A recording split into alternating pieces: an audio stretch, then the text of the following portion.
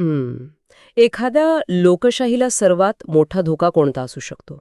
म्हणजे आपण सहसा विचार करतो की बाहेरून आक्रमण करणारे शत्रू. किंवा एखादं मोठं आर्थिक संकट. राईट, अगदी बरोबर. किंवा एखादं आर्थिक संकट. पण जर स्वतःच्याच देशातल्या नागरिकांच्या डोक्यात काही अदृश्य पण अत्यंत अभेद्य भिंती असतील तर? हो, आणि ह्याच भिंती देशाच्या प्रगतीला खऱ्या अर्थाने मारक ठरतात. एक्झॅक्टली. आपण विचार करतो की देश भौतिक प्रगतीने किंवा मोठे इमारती आणि तंत्रज्ञानाने महान बनतो. पण जर त्या देशातल्या माणसांची मनेच एकमेकांपासून तुटलेली असतील. तर ती प्रगती फार काळ टिकू शकत नाही. हो ना? आणि आजच्या या सखोल चर्चेत आपण याच एका अस्वस्थ करणाऱ्या वास्तवाचा वेध घेणार आहोत. आज आपण डॉक्टर बाबासाहेब आंबेडकर यांच्या ॲनिहिलेशन ऑफ कास्ट म्हणजे जातीव्यवस्थेचे निर्मूलन या ऐतिहासिक लेखनातील विचारांचे विश्लेषण करणार आहोत. आणि हे विश्लेषण करताना आपला मुख्य उद्देश हा आहे की हे विचार केवळ एका शोषित वर्गापुरते मर्यादित का नाहीत हे समजून घेणे. समाजातील सर्व घटकांनी आणि विशेषतः अप्रस्थापित किंवा तथाकथित उच्च वर्गांनी ते का स्वीकारले पाहिजेत यावर आपण भर देणार आहोत. नक्कीच, कारण ते सर्वांसाठीच महत्वाचे आहेत.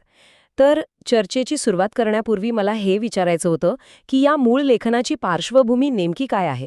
म्हणजे हे पुस्तक नक्की कसं तयार झालं? हो, मुळात हे एक भाषण होतं जे दुर्दैवाने कधीही दिलं गेलंच नाही. आणि यातली सर्वात धक्कादायक गोष्ट म्हणजे काय माहितीये? हे भाषण ऐकण्यासाठी समोर शोषित वर्ग बसणार नव्हता. बापरे, मग कोण होतं श्रोते? ते एका प्रस्थापित उच्चवर्णीय समाजसुधारकांच्या गटासाठी लिहिलं गेलं होतं. त्या गटाचं नाव होतं जात-पात तोडक मंडळ. अच्छा, म्हणजे जे लोक स्वतःचं जात मोडण्यासाठी एकत्र आले होते त्यांच्यासाठी. एक्झॅक्टली. पण जेव्हा या मंडळाच्या आयोजकांनी डॉक्टर आंबेडकरांचे हे लिखित भाषण आधी वाचले, तेव्हा ती इतके हादरले की त्यांनी चक्क कार्यक्रमच रद्द केला. खरंच, म्हणजे कार्यक्रम रद्द करण्या इतकं त्यात काय होतं? यावरूनच आपण अंदाज लावू शकतो की त्या विचारांमध्ये किती प्रखर सत्य दडलेले होते. ते सत्य पचवणं त्या काळातील प्रस्थापितांना खूप कठीण गेलं. हा, खरोखरच एक अत्यंत विरोधाभासी प्रसंग आहे. ज्या लोकांनी जातीभेद मोडण्यासाठी मंडळ स्थापन केलीये त्यांनाच ते विचार सहन झाले नाहीत. हो ना, याचाच अर्थ डॉक्टर आंबेडकरांनी केवळ वरवरच्या सुधारणांवर बोट ठेवलं नव्हतं, तर त्यांनी थेट त्या व्यवस्थेच्या मुळावरच घाव घातला होता. आता या लेखनामध्ये एक अत्यंत मूलभूत मांडणी आहे, जिथून आपण सुरुवात करूया. हो, नक्कीच. ती मांडणी म्हणजे जातीव्यवस्था ही केवळ सामाजिक विभागणी किंवा भौतिक रचना नाही, तर ती एक मानसिक रचना आहे, ज्याला आपण मेंटल स्ट्रक्चर म्हणतो. पण इथे मला थोडा संभ्रम वाटतोय. हां. कोणता संभ्रम? म्हणजे बऱ्याचदा असं युक्तिवाद केला जातो ना की जाती व्यवस्था म्हणजे दुसरं तिसरं काही नसून केवळ श्रमविभाजन आहे, डिव्हिजन ऑफ लेबर. जगातल्या प्रत्येक समाजात कोण काय काम करणार याची विभागणी असतेच. मग ह्या मानसिक रचनेत असं वेगळं आणि धोकादायक काय आहे? हाच तो अत्यंत फसवा युक्तिवाद आहे. आणि डॉक्टर आंबेडकरांनी अत्यंत तर्कशुद्ध पद्धतीने याचं खंडन केलं आहे. बघा, श्रमविभाजन हे कोणत्याही प्रगत समाजाचं लक्षण असू शकतं. राईट. पण भारतातील जातीव्यवस्था ही केवळ श्रमविभाजन नाहीये, तर ती श्रमिकांची विभागणी आहे. म्हणजे डिव्हिजन ऑफ लेबरर्स. ओके, म्हणजे श्रमिकांनाच वाटून टाकले. एक्झॅक्टली. एका माणसाने कोणतं काम करावं हे त्याच्या क्षमतेवर, त्याच्या आवडीवर किंवा बुद्धिमत्तेवर अजिबात ठरत नाही, तर तो कोणत्या जातीत जन्माला आला आहे यावर ठरते. आणि ही विभागणी केवळ आडवी नाहीये. आडवी नाही म्हणजे? म्हणजे ती उभी आहे, ती एकमेकांवर रचलेली आहे. एका विशिष्ट श्रमिकांच्या वर्गाला दुसऱ्या वर्गापेक्षा कायम श्रेष्ठ किंवा कनिष्ठ मानले जाते. हे समजून घेण्यासाठी आपण एखादा उदाहरण घेऊ शकतो का? कारण मानसिक रचना हा शब्द ऐकायला सोपा वाटला, तरी त्याची अंमलबजावणी समाजात कशी होते हे समजणं गरजेचं आहे. हो, तसं पाहिलं तर आपण समाजाची तुलना एका बहुमजली इमारतीशी करू शकतो. कल्पना करा, एक अशी गगनचुंबी इमारत आहे जिथे प्रत्येक मजल्यावर वेगवेगळे लोक राहतात. ठीक आहे. पण या इमारतीचं वैशिष्ट्य असे आहे की यात न कोणता जिना आहे, न कोणती लिफ्ट. बापरे, मग वर खाली कसं जायचं? जाताच येत नाही. जो माणूस ज्या मजल्यावर जन्माला आला आहे त्याला आयुष्यभर त्याच मजल्यावर राहावं लागते. जर खालच्या मजल्यावर आग लागली तरी ते लोक वरच्या मजल्यावर जाऊन जीव वाचवू शकत नाहीत? नाही वाचू शकत. आणि जर वरच्या मजल्यावर एखादा उत्सव असेल तरी खालचे लोक तिथे पोचू शकत नाहीत. माणसाचा जन्मच त्याच्या अस्तित्वाची मर्यादा ठरवतो. म्हणजे ही जी भिंत आहे ती विटांची नाहीये. अगदी बरोबर. ही धार्मिक आणि सामाजिक नियमांनी लोकांच्या डोक्यात बांधलेली भिंत आहे. रोटीबेटी व्यवहार म्हणजे एकत्र जेवणं आणि आंतरजातीय विवाहांवर असलेली बंदी हा त्या इमारतीचा मजबूत पाया आहे. राईट. ज्यामुळे एक मजला दुसऱ्या मजल्यात कधीही मिसळूच शकत नाही. एक्झॅक्टली. म्हणजे तुम्ही असं म्हणत आहात की ही व्यवस्था केवळ कोणाला तरी दाबून ठेवण्यासाठी नाहीये, तर ती समाजातील नैसर्गिक प्रवाहीपणा, ज्याला आपण सोशल ऑस्मोसिस म्हणतो, तो पूर्णपणे थांबवण्यासाठी डिझाईन केली गेली आहे. हो, हे अत्यंत जाणीवपूर्वक केलेलं डिझाईन आहे. पण मग इथे एक मोठा प्रश्न निर्माण होतो ना, जर आपला समाज अशा पायऱ्या नसलेल्या इमारतीसारखा आहे, तर आपण लोकशाही ही संकल्पना कशी काय स्वीकारली? हा खूप महत्वाचा मुद्दा आहे. कारण लोकशाही तर अशा गृहीतकावर उभी असते की सर्व मजले एकसारखे आहेत आणि प्रत्येकाला कुठेही जाण्याचा अधिकार आहे. मानसिक पातळीवर आपण विषमता पाळत असू आणि राजकीय पातळीवर समानतेचा दावा करत असू. तर हा एक भयानक विरोधाभास आहे. आणि हा केवळ विरोधाभास नाहीये, तर हा लोकशाहीला असलेला सर्वात मोठा धोका आहे. डॉक्टर आंबेडकरांच्या विश्लेषणातील हा एक अत्यंत महत्वाचा टप्पा आहे. म्हणजे लोकशाही आणि जातीव्यवस्था एकत्र असू शकत नाहीत. मुळीच नाही. लोकशाही म्हणजे त्यांच्या मते केवळ मतदान करणे किंवा दर 5 वर्षांनी सरकार बदलणे नव्हे. लोकशाही ही एक सहजीवनाची पद्धत आहे, associated mode of living. Right. म्हणजे एकत्र जगण्याची पद्धत. हो, ती एका समाजातील नागरिकांच्या परस्परांबद्दलच्या आदरावर आणि समानतेच्या भावनेवर अवलंबून असते. आता जातीव्यवस्थेचं मूळ तत्व काय आहे? तर श्रेणीबद्ध विषमता, म्हणजेच ग्रेडेड इनइक्वालिटी. श्रेणीबद्ध विषमता म्हणजे नेमकं काय? म्हणजे केवळ उच्च आणि नीच असेच 2 वर्ग नाहीत, तर प्रत्येक जातीच्या खाली एक जात आहे आणि वर एक जात आहे. अच्छा, म्हणजे एक प्रकारची शिडीच आहे. एक्झॅक्टली. यामुळे होतं काय की मधल्या स्तरावरील माणसाला आपल्यावर वरून अन्याय होत आहे हे दिसत असतं, पण तरीही तो त्या व्यवस्थेविरुद्ध बंड करत नाही. का? तो का शांत बसतो? कारण त्याला त्याच्या खाली असलेल्या जातीवर गाजवण्यासाठी एक खोटा अधिकार आणि श्रेष्ठत्वाची भावना मिळालेली असते. ओहो, हे अत्यंत सूक्ष्म आणि भयंकर आहे. म्हणजे ही व्यवस्था अशी बनवली आहे की शोषित लोक कधीही एकत्र येऊन प्रस्थापितांविरुद्ध उभे राहूच नयेत. अगदी बरोबर. ते स्वतःच एकमेकांपेक्षा श्रेष्ठ ठरवण्याच्या शर्यतीत अडकलेले असतात. आणि जर समाजाची मानसिकता अशी असेल, तर एक माणूस, एक मत आणि एक मूल्य ही लोकशाहीची संकल्पना प्रत्यक्षात कधीच उतरू शकणार नाही. शक्यच नाहीये, कारण आपण मतपेटीत जरी समान असलो तरी एकमेकांकडे पाहण्याचा आपला दृष्टिकोन समान नसतो. म्हणूनच डॉक्टर आंबेडकरांनी स्पष्ट केलं की लोकशाही आणि जातीव्यवस्था या 2 गोष्टी एकाच वेळी एकाच देशात दीर्घकाळ अस्तित्वात राहू शकत नाहीत. म्हणजे एकतर लोकशाही जातीव्यवस्थेला नष्ट करेल किंवा जातीव्यवस्था लोकशाहीला आतून पोखरून नष्ट करेल. जर समाजात आर्थिक आणि सामाजिक पातळीवर प्रचंड विषमता असेल आणि आपण केवळ राजकीय पातळीवर समानता दिली, तर आपण एका कमकुवत जमिनीवापी लोकशाही उभी करत आहोत. हो, आणि प्रस्थापित वर्गाला हे समजणं खूप गरजेचं आहे की जर त्यांनी या समानतेचा विचार स्वीकारला नाही, तर शेवटी लोकशाही कोसळेल. आणि त्यात केवळ शोषितांचे नाही, तर संपूर्ण राष्ट्राचे आणि पर्यायाने प्रस्थापितांचेही नुकसान होईल. राईट. यातूनच मला लेखनातील त्या एका प्रसिद्ध युक्तिवादाची आठवण येते.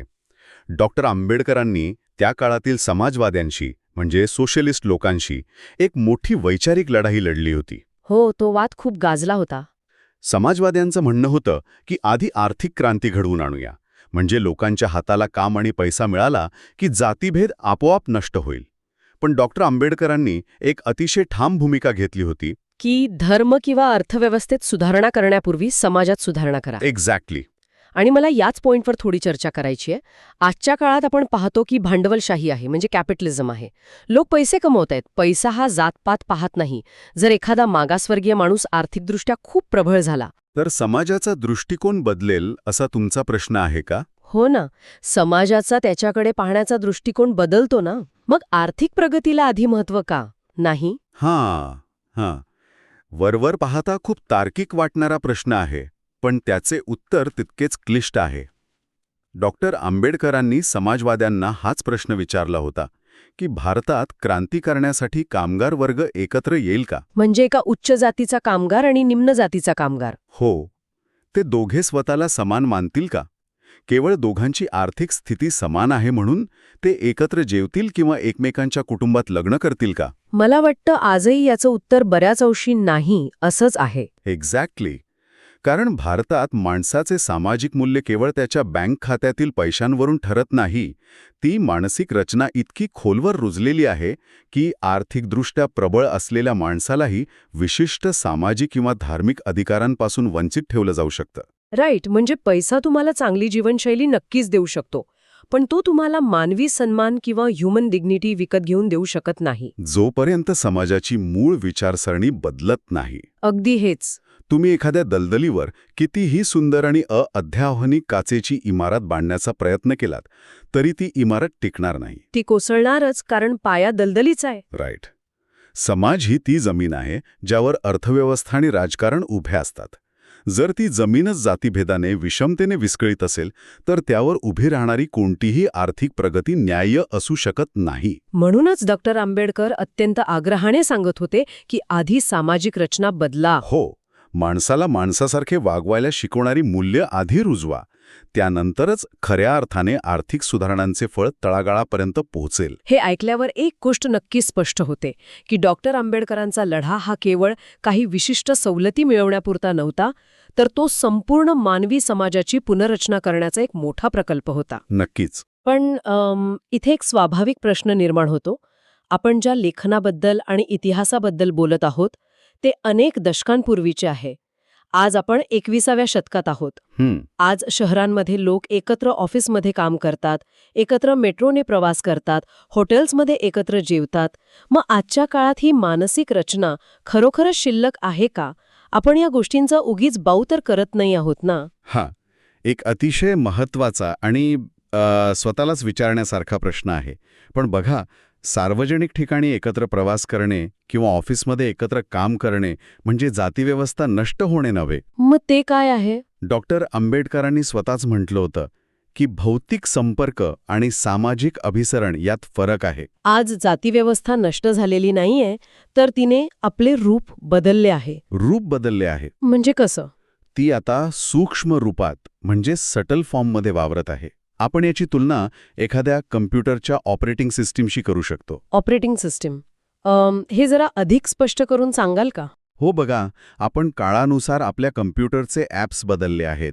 आपण आधुनिक कपडे घालतो, आर्टिफिशियल इंटेलिजन्स वापरतो, ग्लोबल इकॉनॉमीमध्ये काम करतो. म्हणजे हे सगळे वरवरचे ॲप्स आहेत, ज्याला आपण युजर इंटरफेस म्हणतो. एक्झॅक्टली. पण आपल्या समाजाची जी मुख्य ऑपरेटिंग सिस्टीम आहे, जी नेहमी बॅकग्राऊंडला सतत चालू असते, ती आजही जुनीच आहे. तीच सामाजिक उतरण आजही अनेक निर्णय ठरवते. म्हणजे तुम्ही म्हणताय की आपण फक्त वरून आधुनिक झालोय. हो ना. उदाहरणार्थ, आज जेव्हा विवाहाचा विषय येतो तेव्हा आजही वर्तमानपत्रातील किंवा वेबसाईट्सवरील जाहिराती जातीनुसार वर्गीकृत केलेल्या असतात. हो, हे तर आपण रोजच पाहतो. आणि जेव्हा एखाद्याला भाड्याने घर हवे असते तेव्हा अनेकदा त्याची जात किंवा त्याचा आहार यावरून त्याला थेट नाकारले जाते. नोकरीच्या ठिकाणी कल्चरल फिट या गोंडस नावाखाली अनेकदा विशिष्ट वर्गातील लोकांनाच प्राधान्य दिले जाते. राईट. ही सगळी सूक्ष्म रूपे आहेत. ती थेट दिसत नाहीत, पण ती सिस्टीममध्ये अदृश्यपणे काम करत असतात. बापरे. म्हणजे आपण आधुनिक तंत्रज्ञान आणि जीवनशैली स्वीकारली आहे, पण आधुनिक मूल्य अजूनही पूर्णपणे स्वीकारलेली नाहीत. आपण फक्त त्या भिंतींना वरून रंग दिला आहे, त्या आतून पाडलेल्या नाहीत. अगदी बरोबर. पण मग इथे माझा मुख्य प्रश्न पुन्हा उपस्थित होतो. ही मानसिक रचना मोडून काढण्याची किंवा ही जुनी ऑपरेटिंग सिस्टीम बदलण्याची जबाबदारी फक्त त्यांचीच आहे का, ज्यांच्या या व्यवस्थेमुळे नुकसान होत आहे? नाही, अजिबात नाही. जे तथाकथित प्रस्थापित वर्ग आहेत किंवा जे या इमारतीच्या वरच्या मजल्यावर राहतात, त्यांनी डॉक्टर आंबेडकरांचे हे पुरोगामी विचार का स्वीकारावेत? यात त्यांचा काय फायदा आहे? हा या संपूर्ण चर्चेचा सर्वात गाभा असलेला मुद्दा आहे. कोणताही देश तेव्हाच महासत्ता किंवा खऱ्या अर्थाने प्रगत बनू शकतो जेव्हा त्या देशातील सर्व नागरिकांच्या क्षमतांचा पुरेपूर वापर होतो. जर एखाद्या समाजाने आपली अर्धी ऊर्जा आणि वेळ स्वतःच्याच लोकांवर नियंत्रण ठेवण्यात, त्यांना दाबण्यात आणि एकमेकांपासून दूर राहण्यात खर्च केली, तर तो देश प्रगती कशी करणार? एक्झॅक्टली. तो समाज जागतिक पातळीवर कधीही मोठी झेप घेऊ शकत नाही. प्रस्थापित वर्गाला हे समजून घ्यावे लागेल की जोपर्यंत ते ही मानसिक रचना नाकारत नाहीत तोपर्यंत ते स्वतःलाही एका संकुचित चौकटीत अडकवून ठेवत आहेत. म्हणजे हे विचार सर्वांच्याच हिताचे आहेत. हो, डॉक्टर आंबेडकरांचे विचार हे कोणत्याही एका विशिष्ट वर्गाविरुद्ध नाहीत, तर ते अन्यायी व्यवस्थेविरुद्ध आहेत.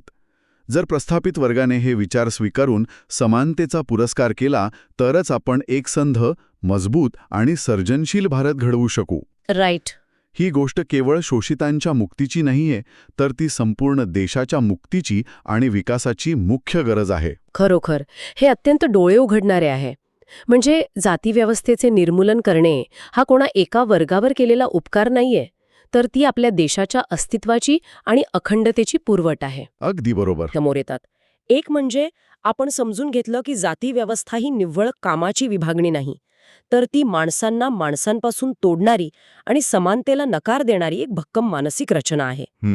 दुसरी गोष्ट म्हणजे जोपर्यंत ही श्रेणीबद्ध विषमता आपल्या डोक्यात अस्तित्वात आहे तोपर्यंत आपली लोकशाही सतत धोक्यात राहील.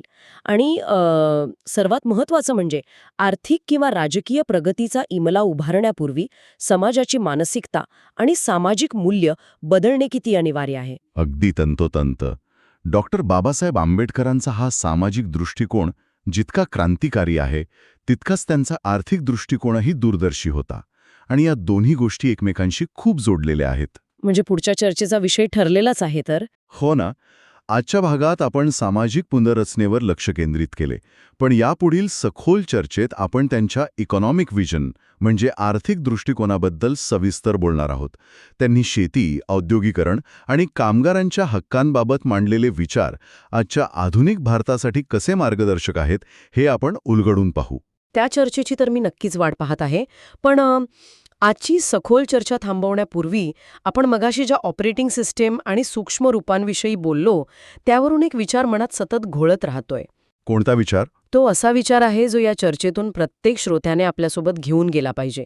आपण सगळेच अभिमानाने म्हणतो की आपण जगातील सर्वात मोठ्या लोकशाहीत जगतो. राईट. पण जर लोकशाहीचा मूळ आत्मा समानता असेल आणि तरीही आजही आपल्या दैनंदिन जीवनात आपल्या नकळत घेतलेल्या निर्णयांमध्ये, मग ते विवाह असो किंवा घर निवडण्याची प्रक्रिया असो, तिथे जर ती जुनीच श्रेणीबद्ध विषमता काम करत असेल तर आपण खऱ्या अर्थाने लोकशाहीत जगत आहोत की आपण केवळ आधुनिकतेचं एक सुंदर सोंग घेत आहोत?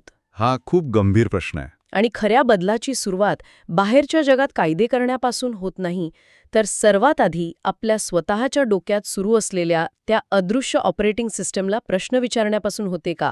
ह्याचा नक्की विचार करा. आपण पुन्हा भेटूया पुढच्या सखोल चर्चेत.